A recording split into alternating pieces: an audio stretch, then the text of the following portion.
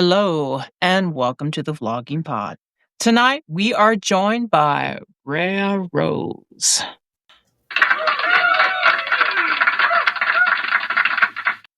Now, is it Bria or Bria?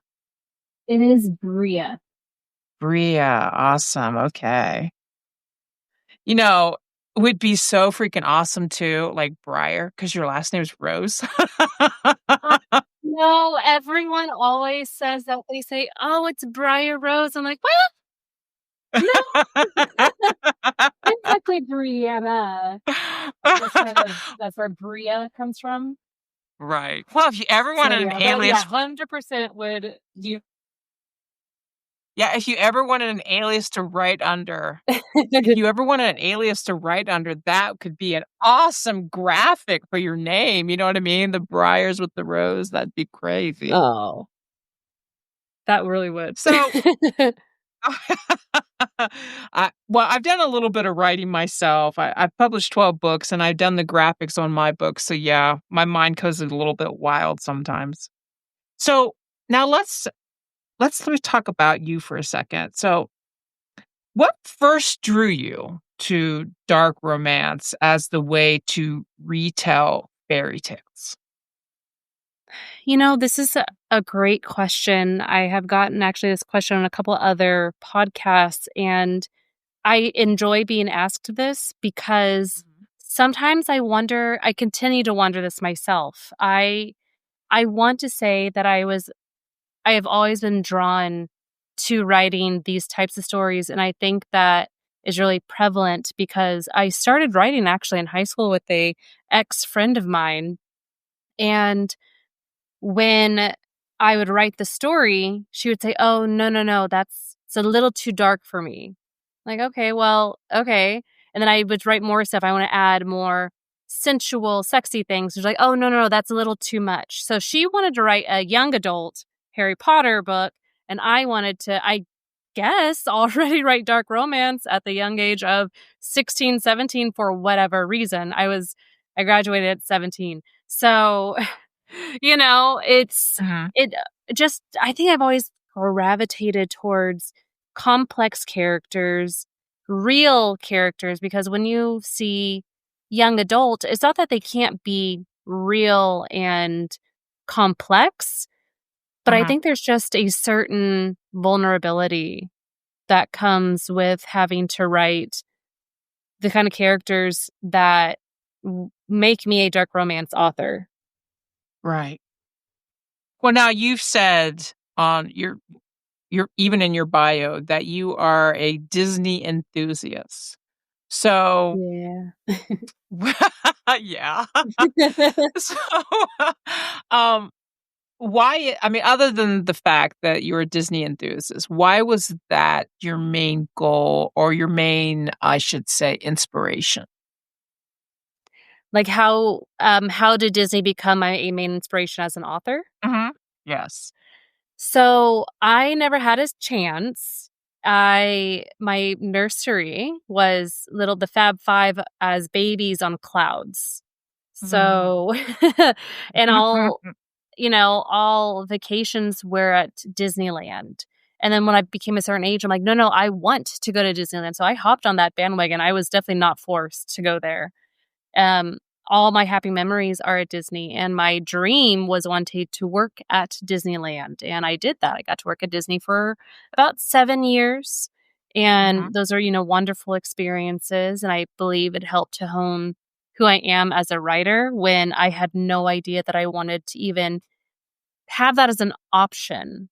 It wasn't a dream until after Disney kind of fizzled out because of COVID, and then I was stuck in this situation where I had a couple degrees. I had a bachelor's and a master's. There you are. I had lived out the dream of Disney. I'm educated, and now it's like, oh, I don't really know what to do. I'm back in Northern California in my small town. It's my life has kind of exploded like millions and millions of people everywhere else had because of COVID, and it's like, what do I do? I'm like, well, I guess let's go back to the roots. I read a book that was based off of, it was a Beauty and the Beast retelling, and I was in the shower and I just had an idea. I'm like, oh, this is the start of my I had one scene in my head, and I called my friend right there saying, I think I have something." And so Disney, to answer your question, it's always been a part of my life. It's interesting that you mentioned you're working there because it goes right into what I have written down about your time working for Disney, so perfect cue, it's like we did rehearsal, so so how did your time working at Disney, shape the way you think about storytelling today? Ooh, okay, so Huh. oh my goodness. So Disney stories in general have changed over the years. Mhm. I you know, kind of backtracking a little bit. Can you repeat your question one more time? Okay, how did your time working at Disneyland shape the way you think about storytelling today? Thank you. You're I welcome. my brain wanted to answer another way. I'm like, "No, no, that's not what she asked." So I'm like, "Let's go back to what she actually asked." Uh, it does not it as a cast member, it does not matter what role you play. And I Mhm, say role because everybody is a part of the entertainment team, in my opinion. We, as cast members, we call customers guests. We are cast members, we are not employees.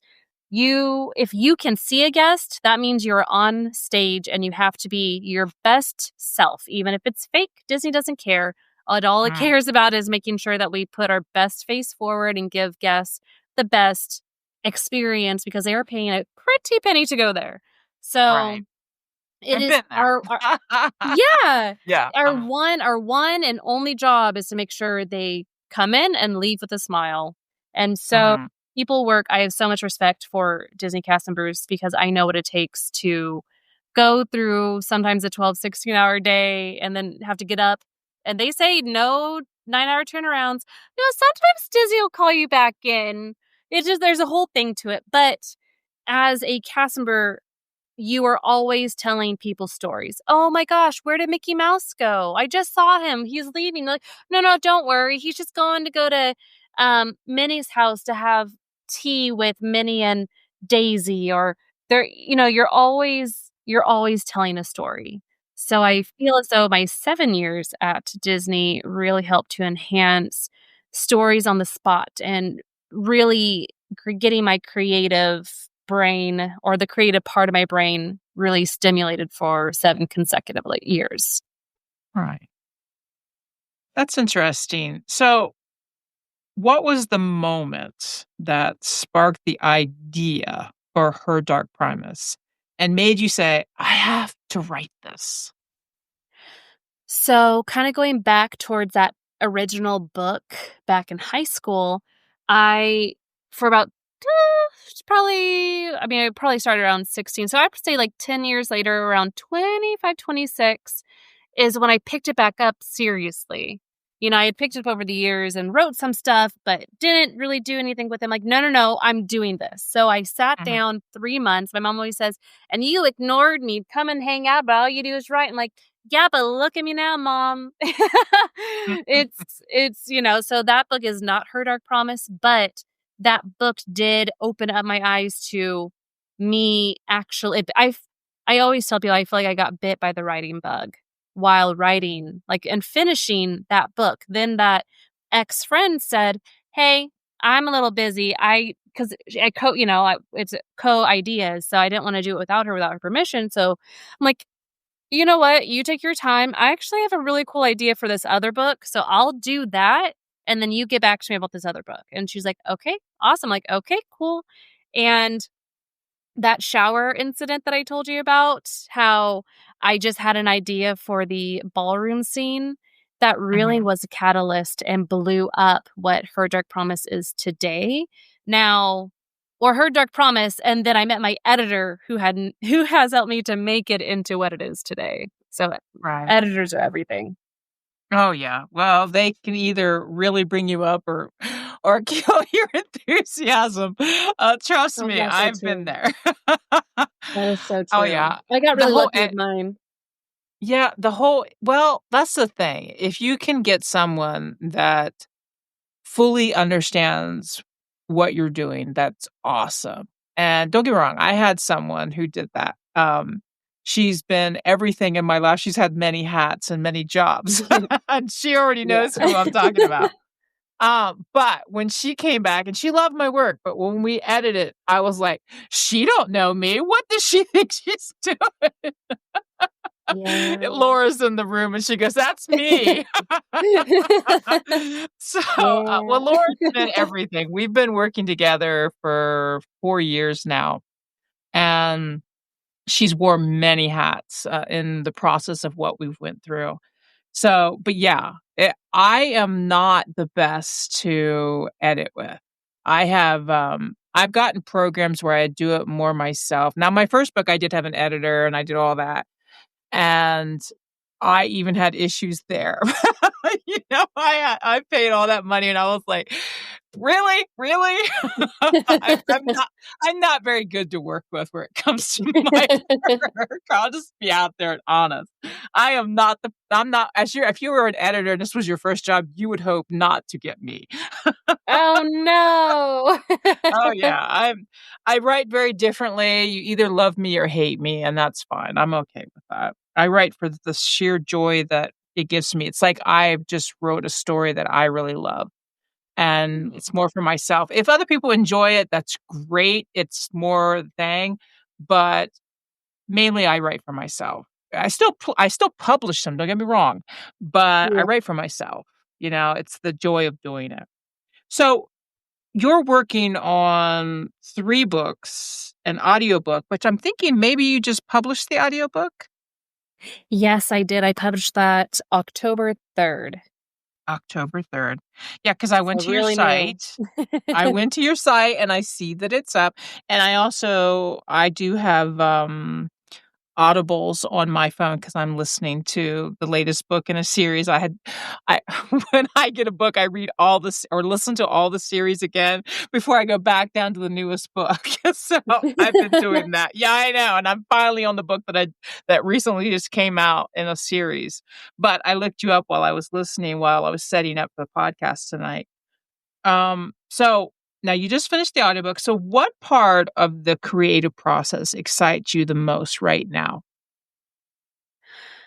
Oh, man, I think it's just being well, it's honestly, it's finishing a book and going back through it and thinking, "Wow, I did this. This is crazy." Because when you're in the process, it's a little stressful making sure everything's perfect and, "Okay, how's the editor feel? Okay, how are people gonna" so I think there's a lot of creativity where I have a story to tell, but I actually Mhm, really enjoy the ending where I have a whole book, and it's also the little things where I get the cover art done, I get fan art mhm, done, and it really motivates or I'm talking about it on my social media and people are like, "Oh my gosh, that sounds so cool," or I'm at a book signing and I talk to people about my future projects. I have a couple books coming out in the real near future, 2 I'm publishing 2 books in about 6 months. oh, One is with a company and with a publishing house, and another one is, me, myself, and I. mhm, So, I'm really excited for both of those books to come out into the world, and it's just going to show me like, "Whoa, you're doing it. Look at the fan art you commissioned. Look at the cover art for this book, and, oh my gosh, you also people are excited." So, it's creatively during the process, stressful. It's what keeps me going is the outside validation, which people say, "You don't need that, validate yourself." I'm like, "No, but I love hearing that external validation." I love because the readers, the people who I'm talking about are the ones who are gonna buy my book. If they don't like mhm, it, then, right, so I need people, it's talking to people is really important to make sure that, I am not only producing a work that is not organic, but means a lot to me, and I'm telling the story the way that I need to tell it, but also in a way that it's gonna connect with multiple different types of people. right. Now, you mentioned a couple of things that I picked up. You commissioned your art, correct? Mhm. So tell me about the process about how your cover work came up and, your fan art.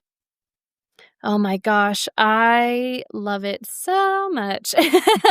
I I have found all of my artists from either Instagram or Fiverr, and Mhm. my cover artist, a recommendation for the first cover for Her Dark Promise came from my editor. So then I reached, saw her Instagram, things like that.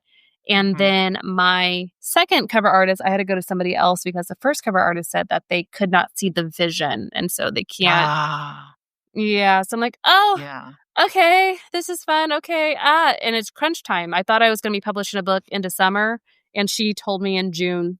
So Right, I even thought, I, yeah, that back yeah. out, it's crushing, but, I mean, you kinda understand it because creatively, if they're not all in, it'd be very hard to establish what you're looking for, you know what I mean? To really envision. So, yeah, I can understand the 100%. I yeah, I get that, but I wish we would have had a little conversation from yeah, the I feel beginning. I ya. wish we would have told her, but you know what? It ended up working out because the cover artist that I believe that the universe works out. People say like, "Oh, I broke my ankle." I'm like my life is I'm like, "Maybe." I love the whole maybe thing. I'm like, "Well, actually that broken ankle could have led you to go to therapy where you met your partner," or Right. every experience we have leads us to something amazing. So, her backing out had led me to this incredible artist who knocked the I mean, oh my gosh, it's for my next book, it's a spicy Pinocchio retelling, Mhm. and the cover art is she killed it. When I saw it, because I had no idea what I wanted, and so when she's like, "Okay, how about this? How about this? How about this?" And she was really easy to work with, and even though I'm like, "I don't know what I want, I'm so sorry." I had a clear vision for Her Dark Promise.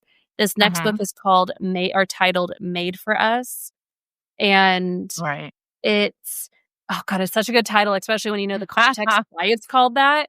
So good. Mhm. But then she's like, "I have an idea. Okay, how about this? How about" I'm like, "No, no, no," and then we have something now. I'm like, "Wow, you did it." But as for the fan art, I sometimes I'll choose people who like, "Oh, I could do little chibis for $5. Yep, I want those." Those can be found on my website. Oh, Right. I have some spicy things made.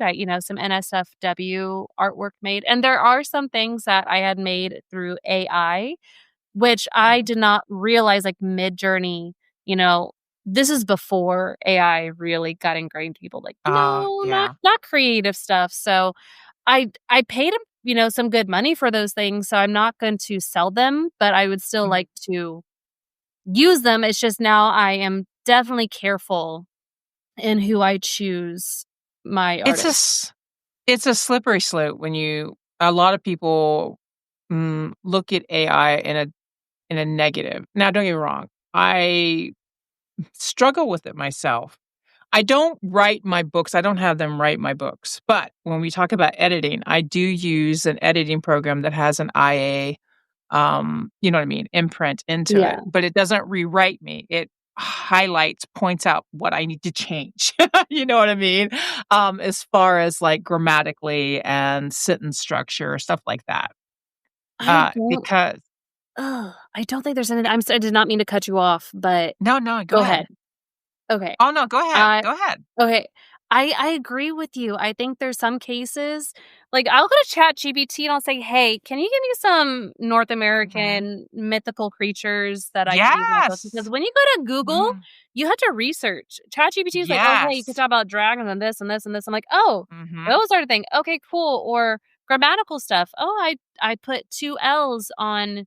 Yes. I forgot the little apostrophe." So there's Mhm. small things but maybe I might be ignorant, maybe I just don't know Oh, any no. better, and No. Like, if but it I feel like there's certain instances. no, I think that it's okay, the way I look at it, don't get me wrong, you get into environmental, and we could talk about this, like, we could have a whole episode on Yeah. episode on how AI some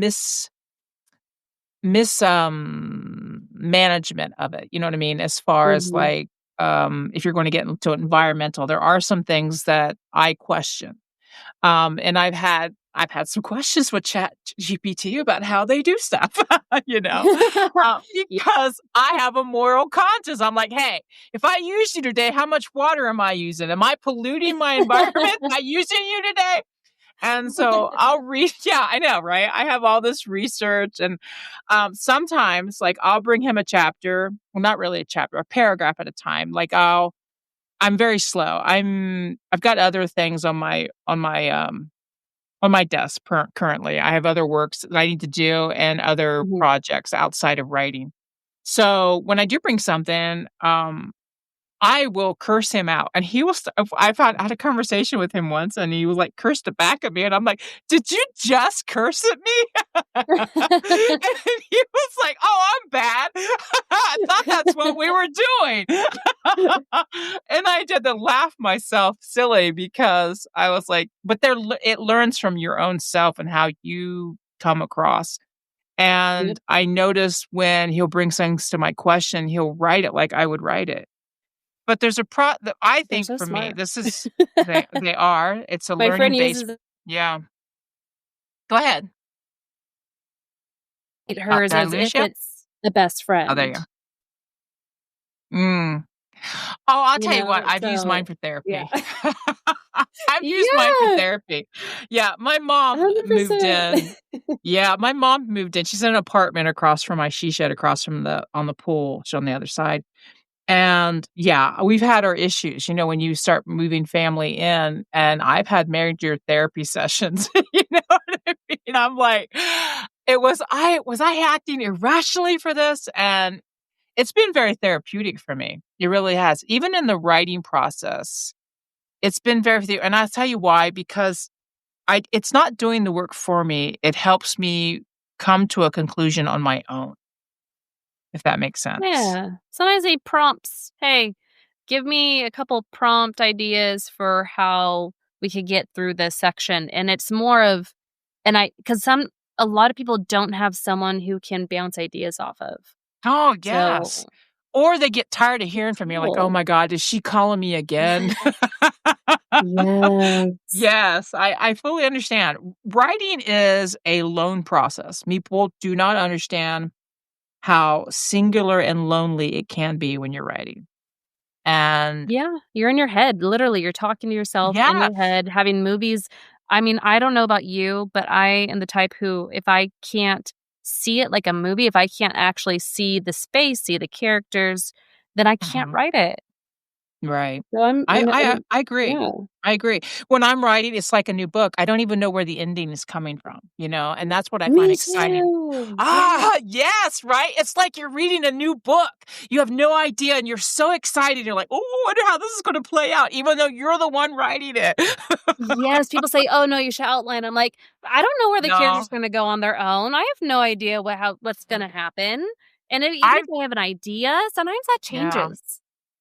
I've done both versions. I've done outlining, and I've done writing on the fly, and writing on the fly has been more what I have embraced because it's like I get to read a new book, Yeah. something that's geared to what I wanna write or what I wanna read, you know what I mean? So, yeah, I fully get you.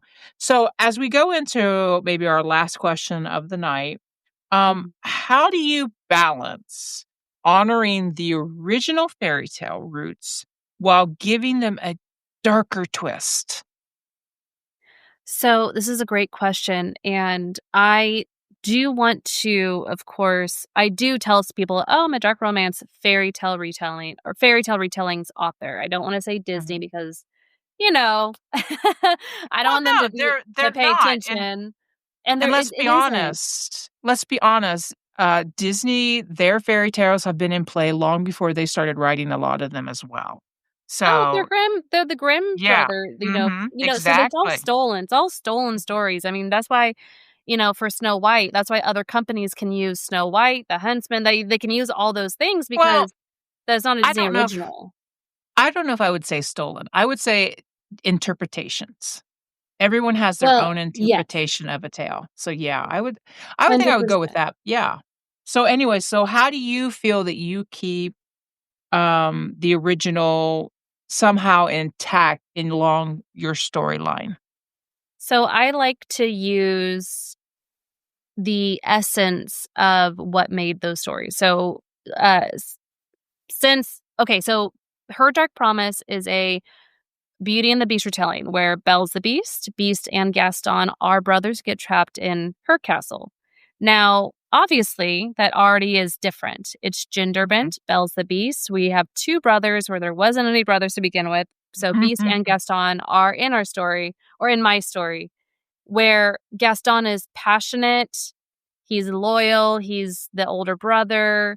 I took out the misogyny while kind of keeping a little bit because back in the day, you were raised like the man's a man, and there are certain stigmas in society where you have to be a certain way. You have to be manly, you're a hunter and provider and things like that. But I took out the misogyny, made him a cook, and for the Beast, he's a scholar, he's intelligent. Um, Right. He's inquisitive and eccentric. He has also the Milo glasses from Atlantis, A Lost Empire. Mhm. And, so I changed the characters. I took out the magical objects and I added two new characters. Now, of course, that's just surface level of characters and how I kind of changed them. But the story itself, it's a castle set in the middle of the Forbidden Forest, set in France. And there is still a cursed person. So it's a cursed queen. And Mhm. she is 370 years old. And instead of her turning into a beast, it's her trauma that makes her act beastly. So I did also bring a lot of things where if you read it, you're like, oh, the library. Oh, the ballroom scene. Oh, there's a West Wing. We don't want to go into the West Wing. But for other reasons, something really crazy and traumatic happened in the West Wing for her. Now she lives in the East Wing. Mhm. So there's the essence of things. So for example, uh the oh gosh, I can't talk about it yet because it's not out yet. Ah, I That's want all to talk right. about it so bad. That's all right. Um, I think it would be it's the very essence. exciting. I rewrote some stuff for somebody, um, and I think it's exciting when you get something like that and you're able to rewrite it in your own eyes. I mean, so I could only imagine how geared you are when you're writing. You're probably the most excited you've ever been with any process. No, true. And then I also do a lot of research. So Mhm. the dates, ages, names, and there's everything that you read is probably an Easter egg. For example, Calathea Rose Everhart. Of course, Rose, we all know why that's in there. But Everhart is the last name of the voice actor who voiced Maurice. Uh, Mm. she is 370 years old because there was when the website that I went on said that there is 370 people who worked on the project. Oh, Um, certain years for I think she was born 1391 because the movie came out in 1991. So, nice. yeah, and there's certain Nice. ages where I made certain things, yeah. So there's a lot of names, a lot of really very heavily inspired by, but just not because some people tell me like, okay, it took a little bit to get into it to realize how this is because it's very different. We start off with a unaliving and then a spicy scene. It's all in the first chapter. So, it definitely is a different vibe. We're going into a lot of different traumas of guilt, redemption, and anger, feminine rage. There's a lot to unpack in my book. Nice. So before we say goodbye for tonight, tell me what's coming Mhm. next. Well, I got really lucky and I signed a contract with One More Chapter. They are, for those who don't know, they are the people who or the company who published, I think it's this pumpkin spice latte cafe, pumpkin spice cafe. It's a really cute book, but I signed with them. I am writing a book for them. I cannot exactly talk about it, but when I can, everybody's gonna be like, "Oh, whoa, this is a very different idea."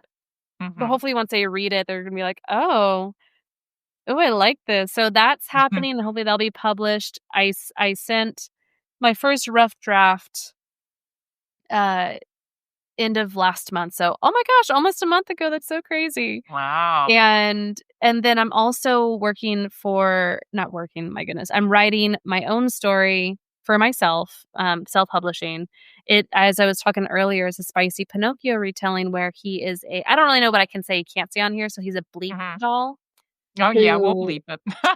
okay, so he's a bleep doll who gets sold to I normally always do that anyways for all the podcasts, but, That's fine. uh No, it saves me from having to do it later. That's great. perfect. So, yeah, so he's a bleep doll who gets sold to a high profile couple, and it's very kink positive, and it Mhm. is, Keep um positive.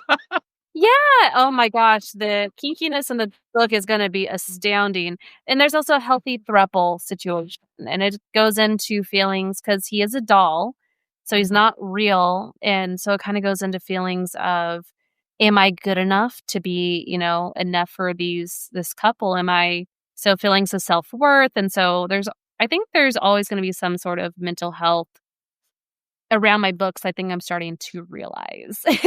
I'm like, "Oh, I'm learning a lot about myself right now. Cool, cool, cool, cool, cool." Well, that's awesome. You'll have to visit us again once you get the newest out. I definitely will. That's awesome. I wanna thank you so much, Bria, for being with us this evening. Oh, thank you so much for having me. It was a pleasure. Thank you to our listeners. Until next time, guys. Bye-bye for now.